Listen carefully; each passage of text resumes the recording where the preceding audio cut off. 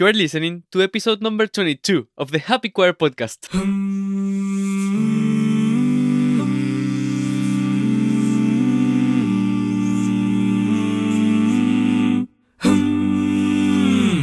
Hola, people. I am your host and creator of the Happy Choir podcast, Carlos Cordero, helping you connect with others through choral music. In this episode today, we have an awesome interview with Dr. Paulo Gomes. He has a doctorate from University of Houston. Yay, go Cooks! He's the director of choral music at Blinn College and artistic director and founder of Houston Camerata. Dr. Gomez was also recently appointed artistic and music director of Houston Masterwork Chorus. He's here with us today to talk about his journey to become the inspiring conductor that he is and how music changed his life. There are so many great tips here, not only for choral music, but for living. I am lucky that I get to connect with people like Dr. Gomez thanks to choral music, and thanks to this podcast, which, by the way, you can help. You can tell your friends and share your favorite episodes with them. You can leave a review in iTunes, which help us getting found, or you can support it on Patreon, where for as little as $3 a month, you will join the Happy Patron team. Now, let's get to this episode with Dr. Paulo Gomes. In today's episode, we have Dr. Paulo Gomes with us. Welcome to the Happy Choir podcast, Dr. Gomes. This is fantastic. Thank you for having me. This is the first time that we get to talk, and I have to say that it's great to have you here and to share with us your experience in the choral world. It's my pleasure. Can you talk to us a little bit about how did you came to the choral world? Yes, so I am from Brazil, and I remember when I was a young boy, listening to my grandmother to sing beautiful hymns at home. So we grew up in the Methodist church in Brazil, and she made sure that we'd go to church. So I remember at the age of 13, joining a praise singing group at the church, with was just like teenagers, and we had a lot of fun. It was one of the best experience that I had.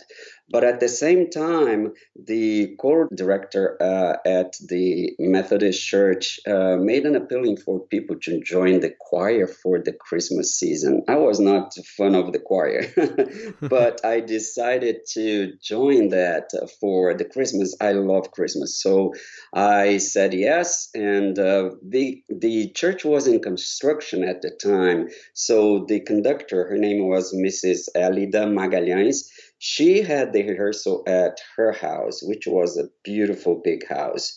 And we all sat at the living room, and there was a beautiful piano. It's called Essenfeld. I don't think they are made in America.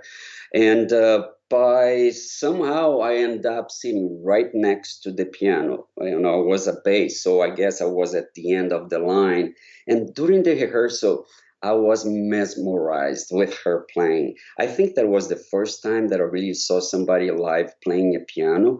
And I could not, for the life of me, sing anything. I was just looking at her hands going up and down on that piano, accompanying the choir.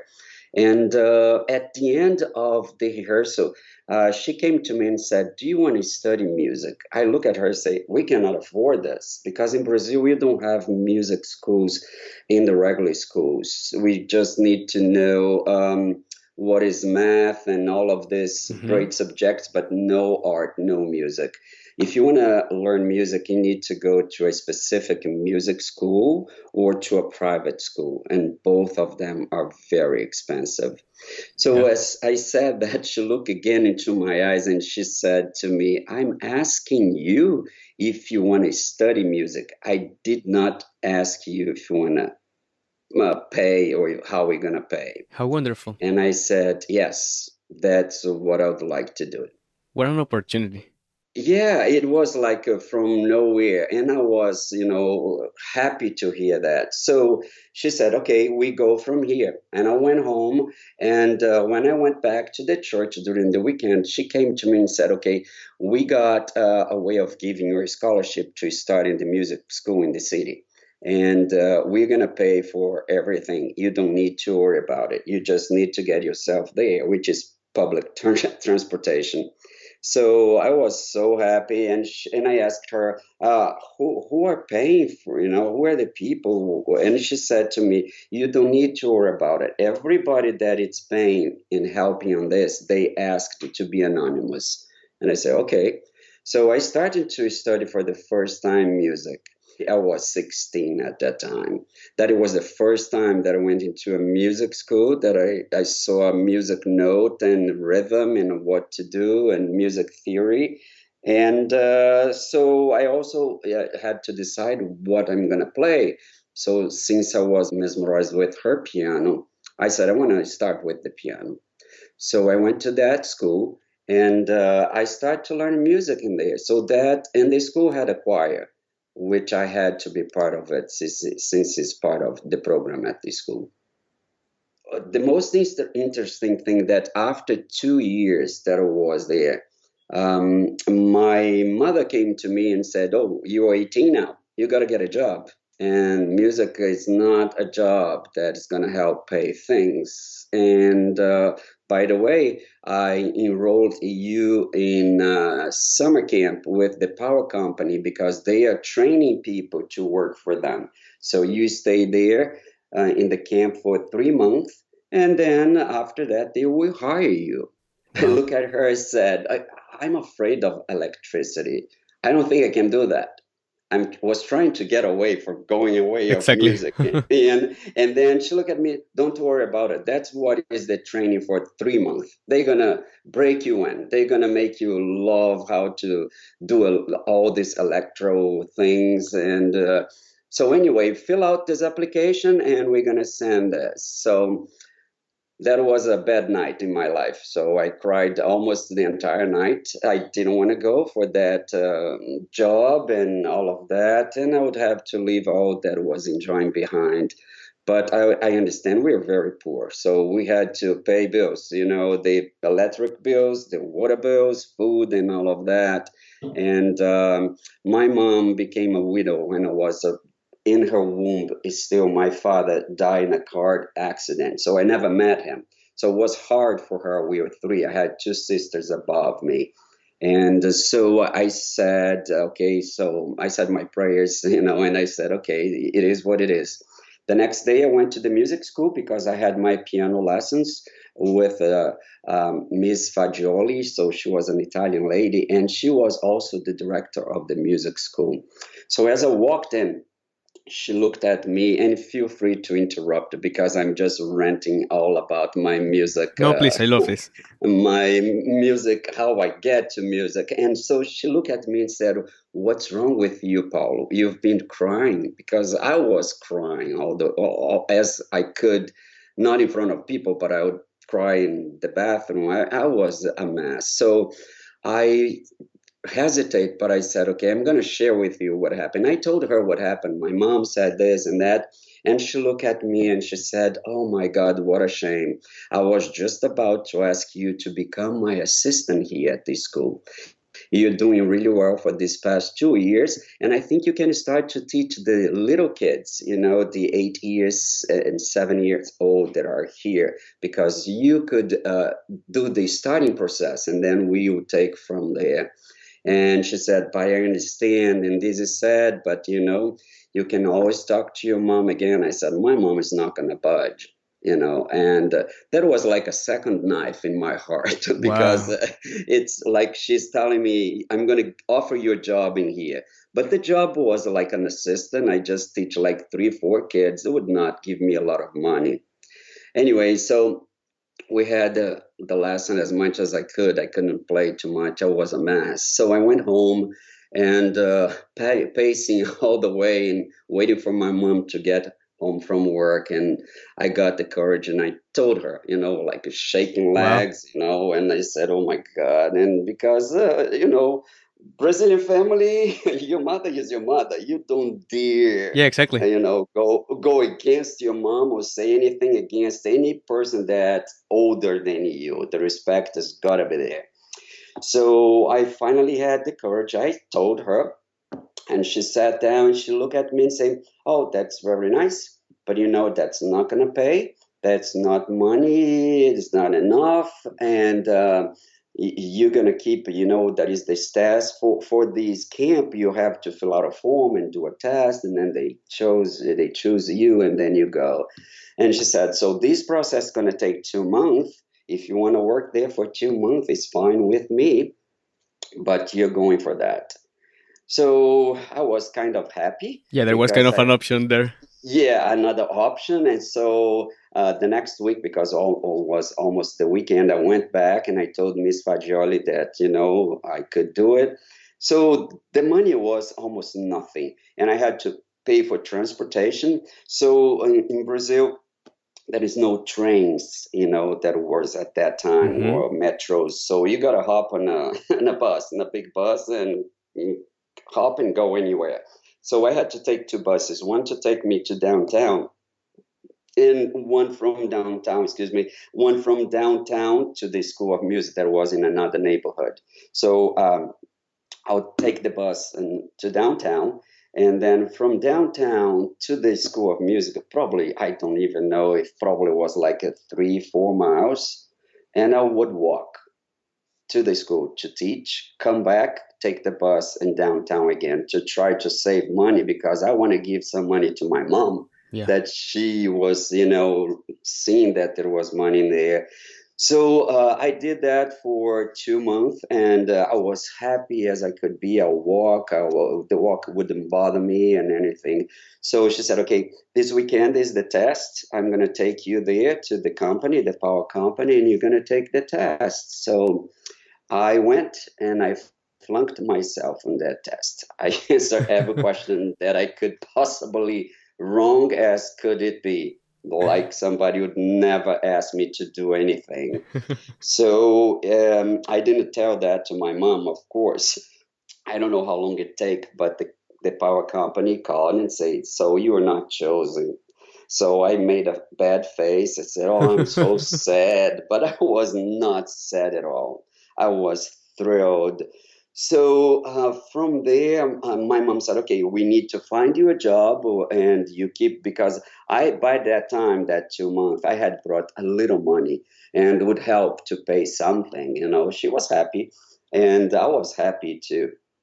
And from there, I kept doing that. And one of the choir director was there, brought another choir director, and he gave like a seminar during that week in Mm-hmm. conducting. And so that was the thing. That's when my life changed. I took the seminar in conducting, and by the end of the week, I conducted the group because I was good on it. Not, I don't know what happened. I was just in awe, and I decided I want to be a conductor. How wonderful. That was my thing. And from there, I started to get into the conducting, which was kind of not good in a sense because I left the piano a little behind. I just wanted to do conducting. I didn't want to play the piano, and there were not people to guide me, say the piano is fundamental for you also to being a conductor. So the piano was left behind a little bit. So I decided to keep working, and as the choir director would come to conduct the choir for the day that he was there, I would have some more lessons to him. And so there was that. I was 19 by that time, and the choir was asked to sing in a wedding of one of the daughters of the one of the singers. And so in the church of on that day, when we were there preparing for that wedding, the choir director got sick and called saying that he could not make it. And so Fagioli, which was the my piano professor and the director, Mm-hmm. say, Paulo, you're going to conduct. Wow. And I said, what? And he said, yeah, the wedding is here, and the music you got to conducting. And there was simple music, wedding is not something complicated, but I was shaking. And at the same time, I was happy as I could be in front of the choir. And the wedding went well. And from there, things starts to move in a different direction. I start to get more students at the school. She asked me to teach solfege and I accept that as well. So I started to make more money, and my mom was still saying, "I think you should get another job," but she didn't say no. And the icing in the cake was when the conductor, he would come from another town because he was hired from another town, Hmm. and he could no longer conduct that choir at the music school. So the music school came to me and say, "Now, hey, you're gonna be our conductor now because you are doing so well, and people like you. Everybody knows you because I was part of the school also. I was a student, and I said, well, how am I going to do this?" And she said, "Don't worry about it. I'm the accompanist." And she was a phenomenal piano player. "And I work with you if you need any help." By that time, I was kind of more confident because I had done some sectionals with the choir and things like that. So at the age of 19, I had my first choir conducting concert, which went well. I remember at the end of the concert, one of the, when you're in a choir, you have all these more mature people that think they know better than you. I don't know if you know what I'm talking about, but they think that you're not ready for that because you're too young and they've Yeah. been there singing for many years. And there was this old lady, I should not even say old, but she was older than I was. And she was kind of a little thorn, always asking questions. "Can you do this clear? How can, always trying to get me to do Second it. guessing. Yes, which was a good experience for me as well, because you learn how to deal with people. And you, even today, if you're in the music realm, there's always somebody that is going to question something. Yeah. And at the end of the concert, she came to me. She looked at me and she was very close. She put her hand in my face and just caress my face and say, "Oh my God, you are so young. You don't even have a beard formed yet, but you're so good. I loved to sing with you." And Wow. I just smile. I just say, "Yes, I Exactly. Yes. want her." Now, from now on, it's all easy peasy. It's not like that. But at that time, it was there. And from there, I finished, and then I applied for the University of Minas Gerais in my hometown to do my bachelor's in there. And that's when everything changed, and I started to, you have to apply for the school and all of that. Yeah. A state school, so you don't pay. So I was almost 21 at that time, which was a little late to get into a bachelor's, but I had to get my bearings in music because I didn't have any music background before. And I also bet that at this moment, then, because of all of this experience, you were such a great candidate for the program. Yes, and I had to leave them behind, because I could not be conducting them and get into the full school time. And so it was a time that was complicated. But the other thing that was going on is because the church were still helping me with some of these things, these poor people that the anonymous people. So they're still giving some money to help out for books and things like that. So I got into the school, and in Brazil, what is something different? And when I tell this here in America, people look at me like I am a Medusa, they say, "What did you do in your bachelor's?" And I said, I did conducting. Because in America, you don't do conducting in your bachelor's degree. You got to do it in a master or something. There is no such a thing in America as a conducting degree as a bachelor. But in Brazil, you can do it. However, it's a 6-year degree plan. So you can do your piano or your voice or your instrumental in 4 years. But if you want to do conducting, you go for 6 years. So you have 2 years over that. It's like you're doing your bachelor's and your master's. You know what I'm saying? Exactly. Yeah, but so I went for the conducting because I was in awe with the conducting. And at the time, in the conducting offer at the school was orchestral conducting. So I start my conducting with the orchestral conducting. That was my bachelor's on, and but my heart it was always with the choir because I think that's when I started, to know conducting and music.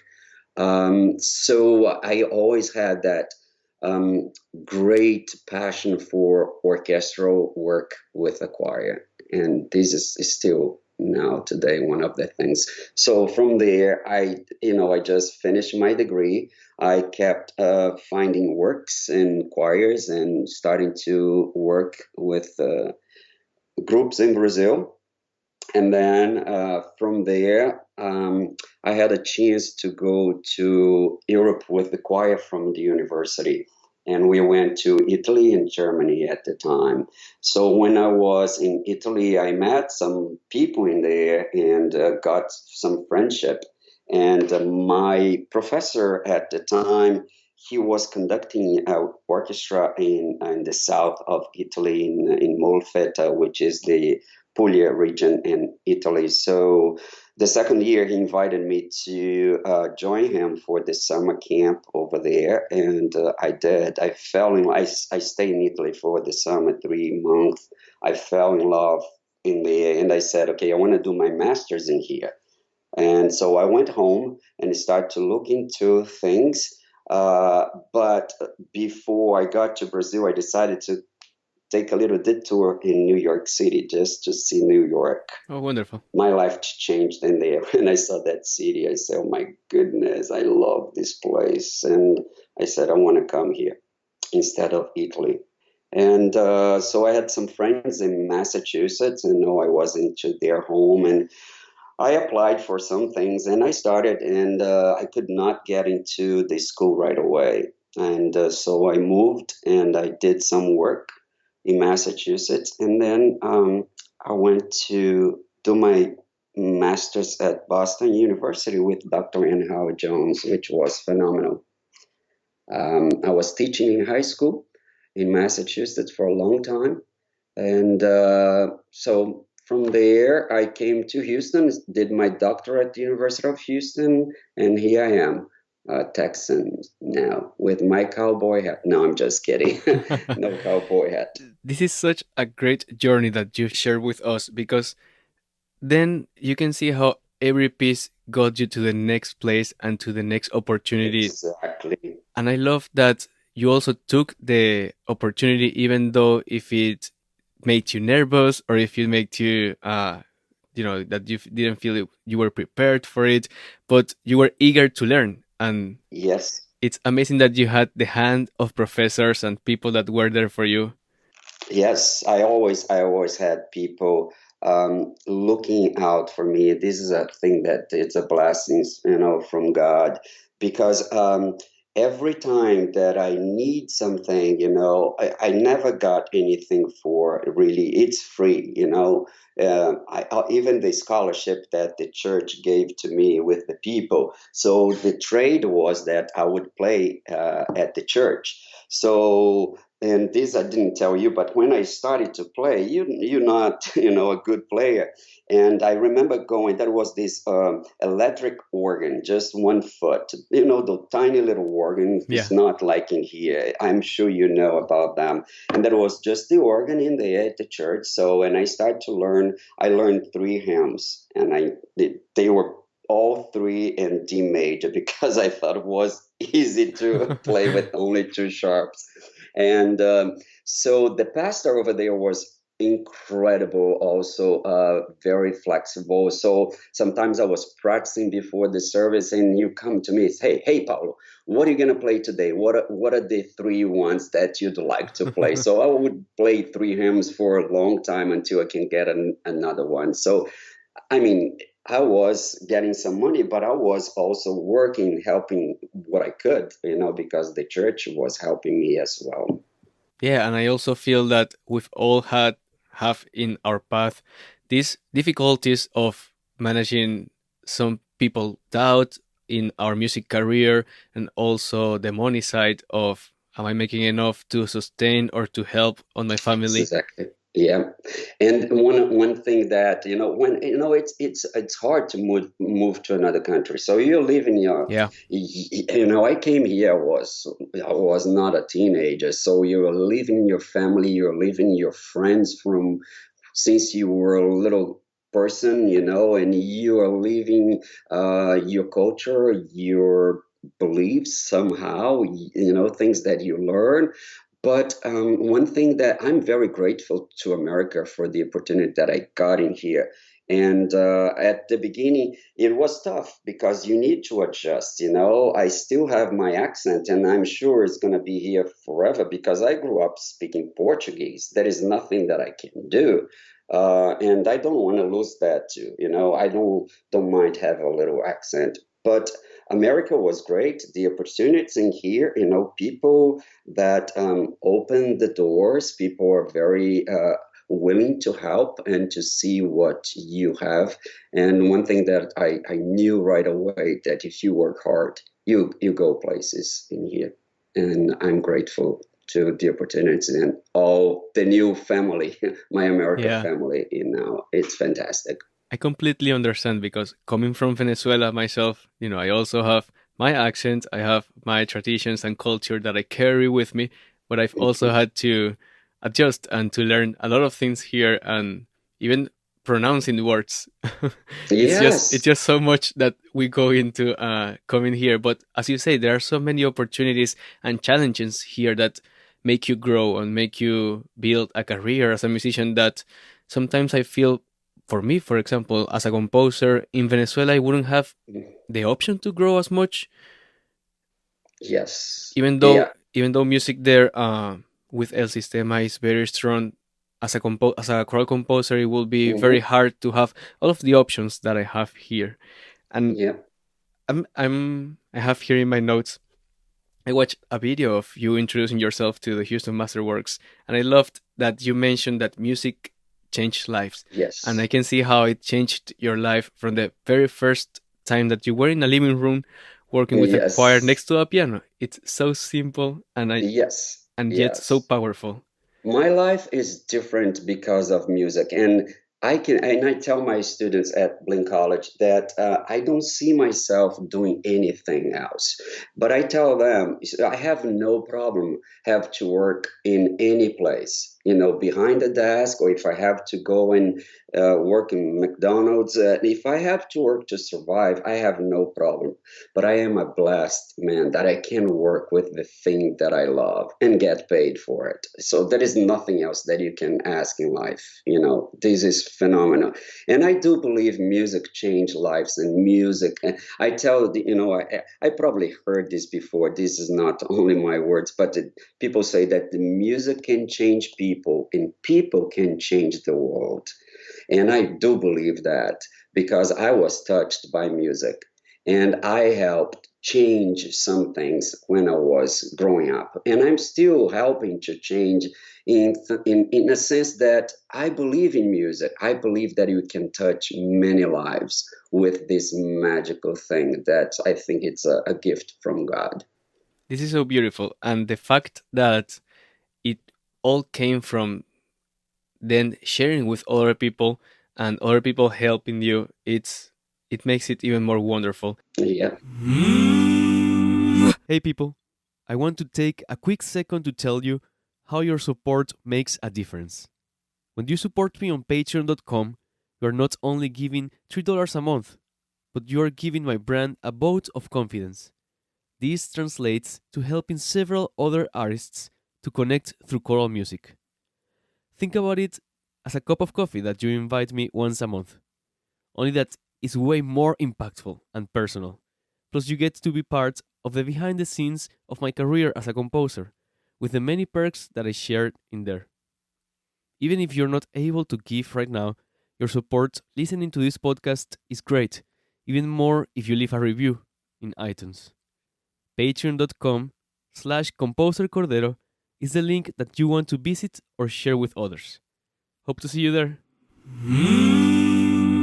Did you, at any point as you grow up and made your career in music, knew that all of these opportunities will happen, or was it something that you were seeking? No, I was not seeking every time. I was always seeking to make myself better, that I can do my work better. So when I finished my bachelor's in Brazil, I was looking to do a master's, and there was a master in the city of Salvador, which is another state that was starting conducting in there. So I went there, and as like you know, sometimes universities in Brazil they go on a strike Yeah. more than here. So as I went there to get information on the program, the university was in strike. So I traveled in a bus for 20 hours to get to Salvador to get into the music school, and and I couldn't because they were on a strike. I could not get anybody to give me any information of anything because it was shut down. So I was so disappointed and I was so upset. And I said, okay, I want to get out. I want to do something outside here. I don't want to be the guinea pig in here because this is not going to work. They can start it over in another 3 months of a strike. So that was my decision. It's not because that I don't like Brazil. I want to leave the place. No, the place didn't offer what I was looking for. That's why I moved away, and here I am now in America City, and very happy. But I still love my country. I still love people there. I still love everything. But the life stir, like say, that just puts you in different directions, and that's what happened with me. And just a little thing in here. Remember the four people that I told you that Yes. helped me to get here. So when I finished my doctorate degree at the University of Houston, I had to write the dissertation, and I said in the front page of my dissertation, I'm going to dedicate that to those four Oh, people wow. that helped me, but I didn't know their names. So I called the choir director, Donna Elida, that was Mrs. Elida, and I said, I need their names. And she said, there was a promise that we made that we will never let you know. And I told her, you're going to let me know because this is the pinnacle that I achieved because you guys helped me Yeah. to start it. They deserve it. Yeah. Yes, and she hesitated and she said, okay, I'm going to let you know their names. One has already passed away. And please, if you really do that, send me scan a copy and send it to Mm-hmm. me that it can show them. So that's what I did. And I am extremely grateful for these people. I am extremely grateful for Marcia Fagioli, the piano that said to me, I wanted you to be my assistant. So this is like, I've been teaching without being a teacher, knowing that I want to be a teacher since I started. And this is what comes. And what's the best thing for a conductor to do, to share something with some people, to build something together and offer that to the audience and touch their souls, their life with some great music. That's what I love about conducting. I just love it. And what it's also so beautiful is that sometimes, we can do a little help or a big help to others and Hmm. realize later how far they've come, how far you've come from this first help that they offered you. And Yes. now their help to you, it's multiplied in Yeah. so many audiences, so many concerts. Exactly. Yes. Wow. So the little seed that they helped planted, now became an old tree. Putting shades or whatever. But yes, and this is one thing that I believe that, and one thing that I tell the students at Blink College, you don't have to be the most important person. You don't have to be the stars, because, and I tell them an example of what I say, how everybody could be a star. I say, if you go to the country in Texas where there is no street lights, you're going to see so many stars. It's like you're going to be in awe with the sky. And those stars are there all the time. You just don't see them because when you come to the city, the street lights don't allow you to see. But there are stars shining everywhere, and it's not only the big ones. So everybody has a place in this world. Kind of the idea that you don't have to be the sun or the moon, but you are still part of the sky. Exactly. And talking also about the little seed that they planted and became a tree, I will even say that it became a forest because then, with your sharing of the music and the knowledge, then you start to also expand this seed, and it's amazing. Yeah, yeah. It's interesting, and life brings you to. So I went to Massachusetts, and I had the opportunity to teach in a high school in there, which it's a long story. I can't tell you. I'm gonna make it short. I started as a middle school and as a in-house teacher. I don't know Hmm. if you know this. When troublemakers, you just they go into the room and you take care of them. So that was the first Okay.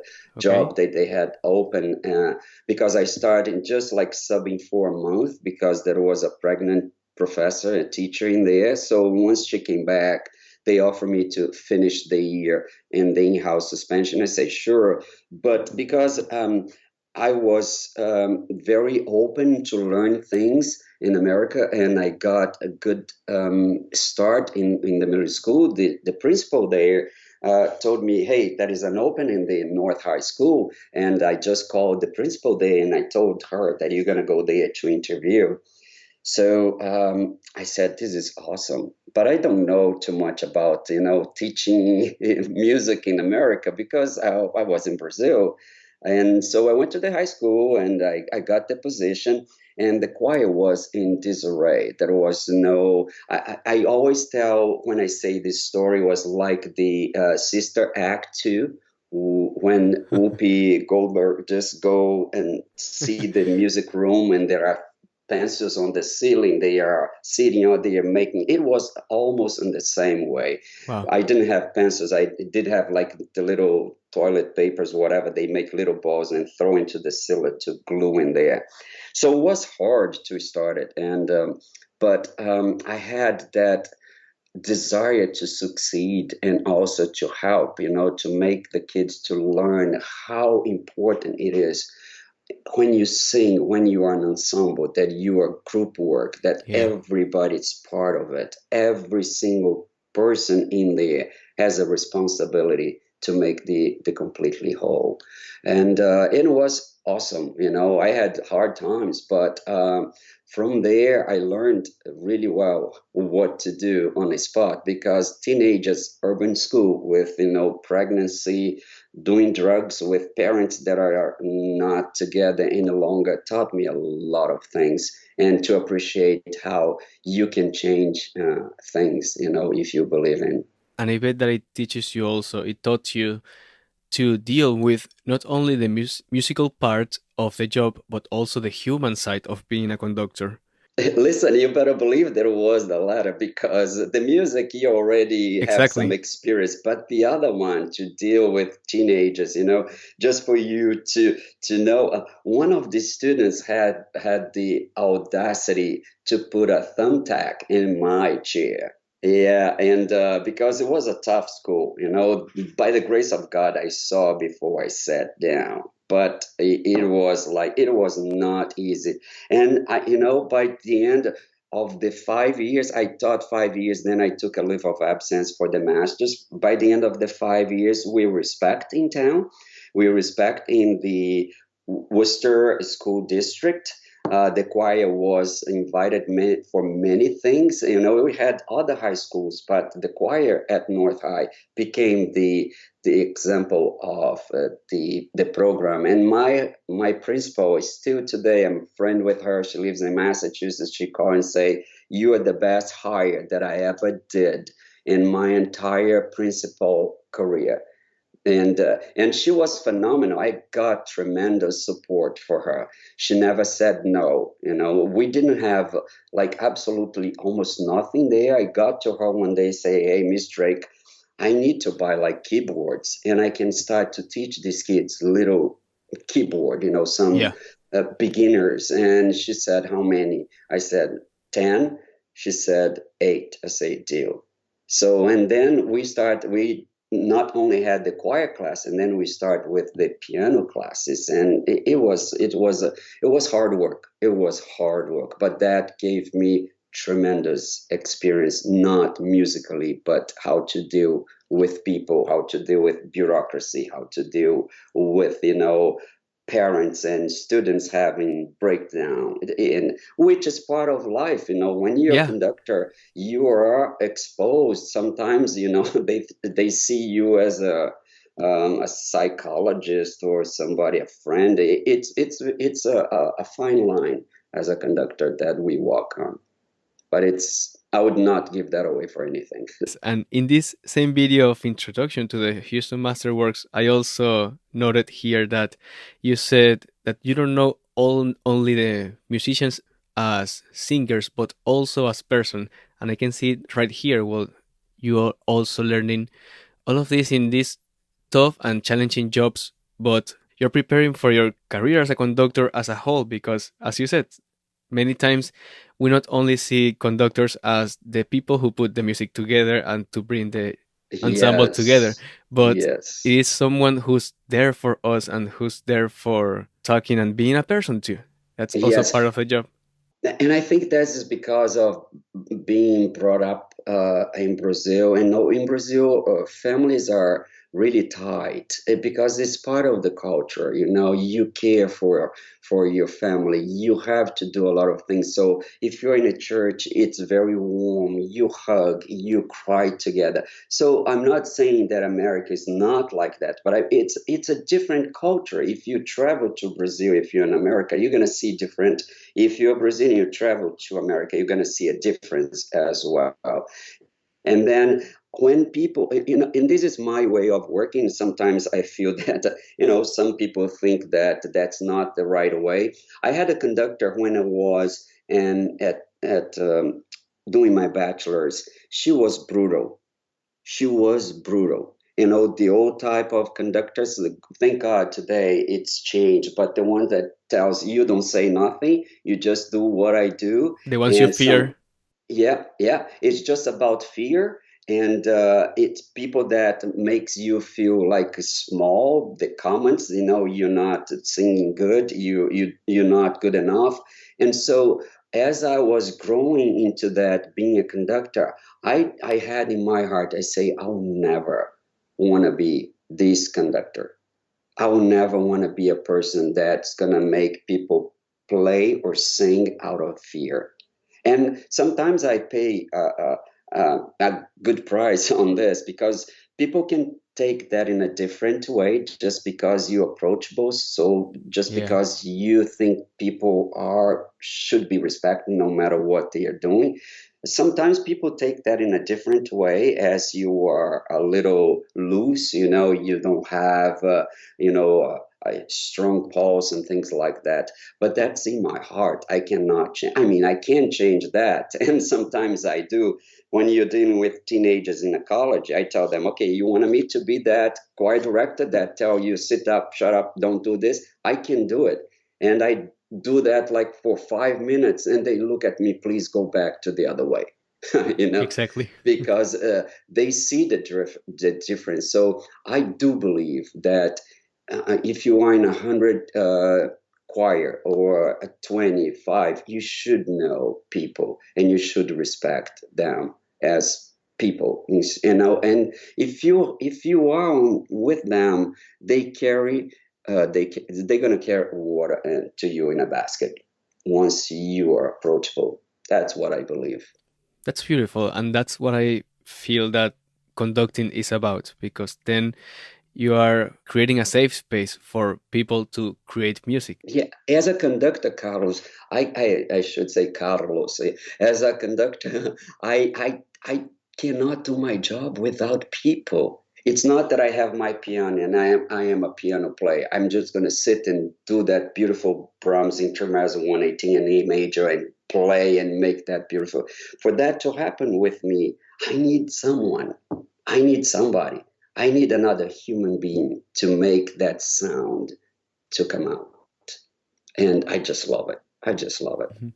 I love this conversation so much because even though all of your journey took you to prepare yourself as prepare yourself musically, it also put you in the right places to learn all of these human skills. And I can see also in your how in your life you've developed to this passion and love for both the musical experience but also the experience that you bring as a conductor to the choir. Yes, and most of Houstonians know me by now. I've been here for 11 years, but the other thing that changes your life, it makes you to feel humble and makes you to feel a little more human.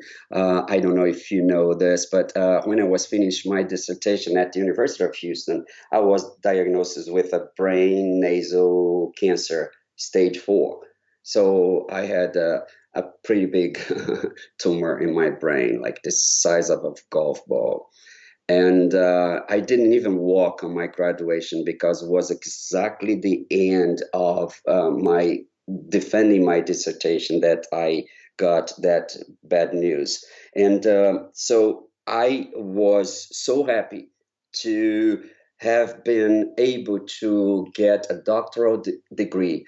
A little boy that was born in Brazil that didn't even know music until he was 16, that all the doors were opening and got me at this place, and made my life to be around making music. And suddenly I just, whoa, what is this? And to make a long story short, after long chemotherapy treatments and radiation, I got a miracle because I am here still and doing the job. And then you, on that situation where you're fighting for your life and death, you know that what it's so important for you, maybe to have your phenomenal Mercedes car or your beautiful house on a lake. You realize that life is not that. And you realize that, to say hello to the old lady and get her newspaper that is at the door and she has a hard time going there, it's more important than anything else. So, what it was important, and I thought it was important, it's no longer the simple things in life, like making music, touch people, make the audience to experience those things. Those are more important than anything else. And if you get a big job, if you are the director of a big university, if you conducting the best choirs and going here and there, kudos for you. But that's everybody has their own path in life. And no matter where we are, we can make a change and we can. Exactly. Yes. Yes. You're definitely right. Yes. And you can make a change. And sometimes you change. Sometimes, like when I was really sick, I had found the Houston Camerata, which was the other group that I conduct, and I love to my heart. They will be forever etched in my heart, the entire group. And that's what that relationship kept me going. I would receive like cards when I was really sick in the hospital, almost dying. And you open the card, and that is somebody saying, I'm praying for you. You are a phenomenal person that I met, and I like your way of doing things. I like to talk. So I'm not bragging about myself, but those things that when you don't know, when people start to telling you that you are making an impact somehow in their lives, that was like a little new blood that I was getting all the time. And this is wonderful because then it shows how what you give comes back to you.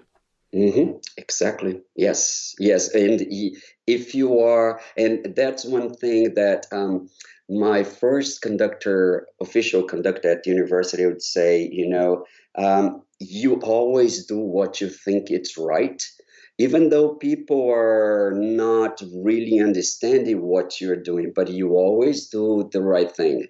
And there will be always one person looking at you, and that person may one day is going to be the person that open a door for you. So I always have this in mind, there is always somebody looking. Just do what you think it's right.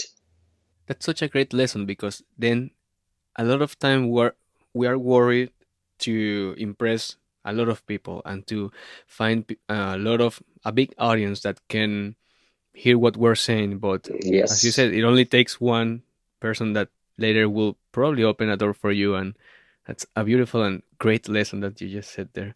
The most important things, like that's what I believe in my conducting, because if I cannot communicate with the people that are with me trying to make that beautiful music, there is nothing that is going to go and break the barrier to the audience. You know what I'm saying? So I wanted people to experiment things, and maybe sometimes I have crazy ideas. I say, let's do this. They look at me, whoa, whoa, whoa, whoa. When it sometimes works, sometimes it doesn't work, but I am not afraid also to say, hey, this is my mistake, I'm sorry, instead of trying. So the part of music, and this you don't learn in any place, you don't learn it even in your doctoral degree.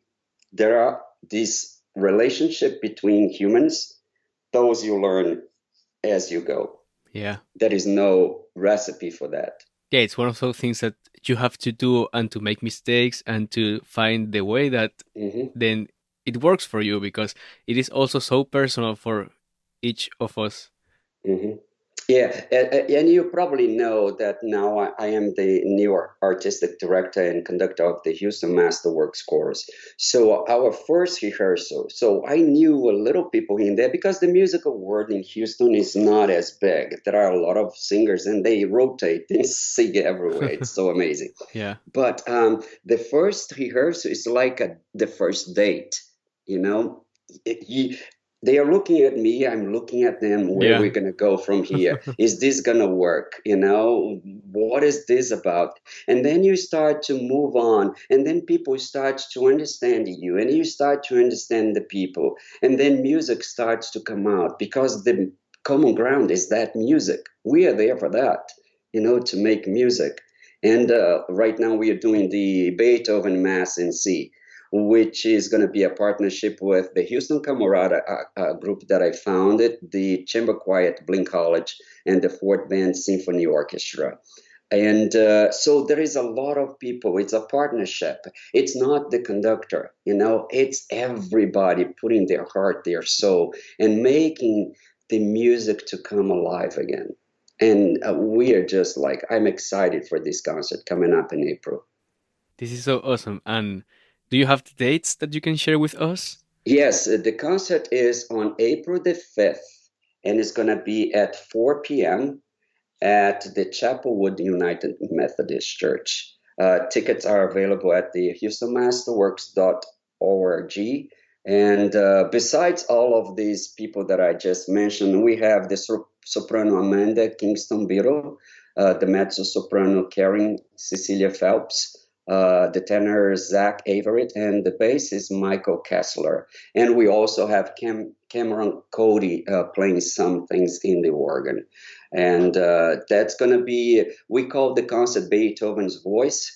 And that's because we all know Beethoven for his great symphonies and instrumental work, but he also wrote great vocal choral masterworks, included the Mass in C, which is uh, I chose that in a sense because the Missa Solemnis is very difficult.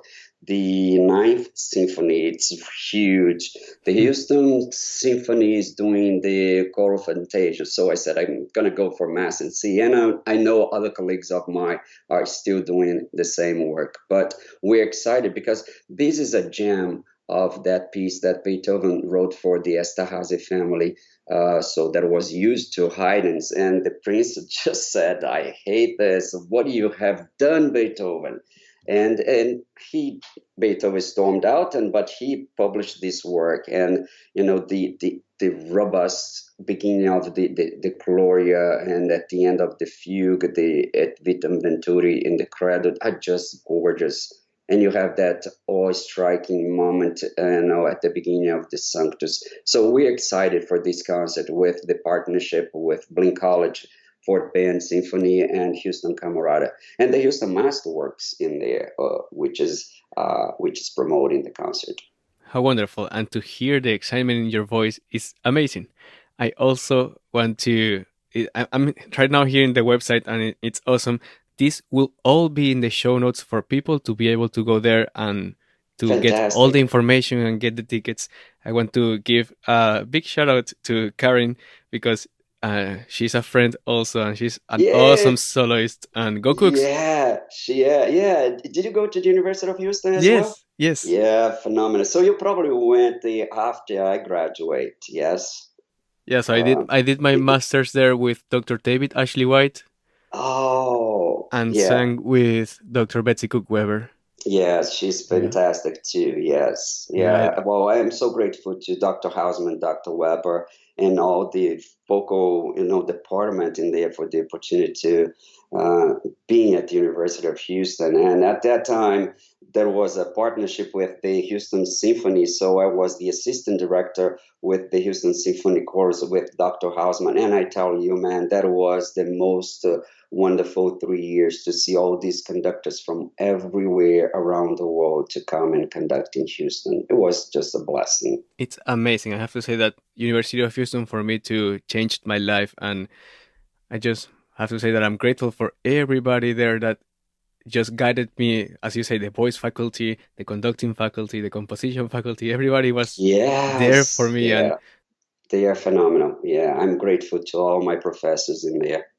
and I'm also I always say here that I connect with others through choral music, and Mhm. in this case, I'm grateful that Danielle Charbos she sent me an email and said, "I want to introduce you to Dr. Paulo Gomes because I think that you should both talk for the Happy Choir podcast." And I have to say that it's such a great pleasure to meet you and to hear all of your journey in choral music. Thank you. I hope I didn't bother, Oh my God, this boring was you, yeah, with all of this. amazing. Sorry for the English mistaken here. But the thing is that I am very grateful for the Houston Masterworks to help us to connect to. Danielle is a great person. She's the executive director right now. I am very grateful for the Masterworks board. They've been very supportive, and we are looking forward to change more lives. With making great music. I just want to quickly remind you that all of the links that are mentioned in this episode will be in the show notes in thehappychoir.com/podcast or find it in the description of this episode. Also, once you are there in the website, you can subscribe to the newsletter. This will come with a $20 discount for your next choral recording, a free guide that I've created just for you on the things that I've discovered in my career on how to be a happy composer, conductor, or singer. You will also receive a weekly email with podcast episodes, blog posts, and music. I hope to see you there. Now, let's get back to this episode. What's one thing that you wish conductors will know or do? What's the one tip that you can give them? It's hard to say that most of them are colleagues. But what I just one thing that we should do as conductors, we should get together a little more often instead of being each one on your own group, and try to make things and make things in a better way for everybody. Instead of we are so busy, with our own groups, and I think we could as conductors to have something together, coffee together, and just I don't know, talk about things in life, not only music, but also your experience with people, how you have fulfill your conductor's duty, dealing with human beings. That's perfect. I love that idea. And as you say, it also enhances then the connection between the Exactly. human and the musician and the. Yes, yes, perfect. Anyway, well, I thank you enough. I cannot thank you enough. Sorry for all of the opportunity here. And let's keep in touch. Thank you so much, Dr. Paulo. And you take care of yourself. Thank you so much. Bye. As we say in Brazil, ciao. See you in the next episode of the Happy Choir podcast. Ciao, people. Woohoo! You've been listening to the Happy Choir podcast. For more information and show notes, visit thehappychoir.com.